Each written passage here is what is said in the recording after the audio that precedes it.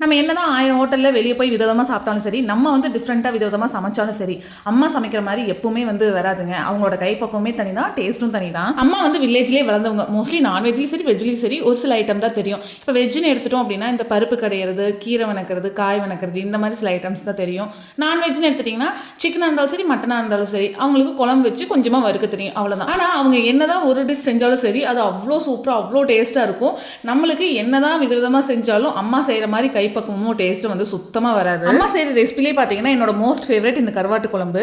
வெளியே நான் போய் கருவாடு சாப்பிட்டேன் அப்படின்னா எனக்கு சுத்தமாக செட் ஆகுது. எனக்கு ஒரு துளி கூட அந்த டேஸ்ட் பிடிக்காது.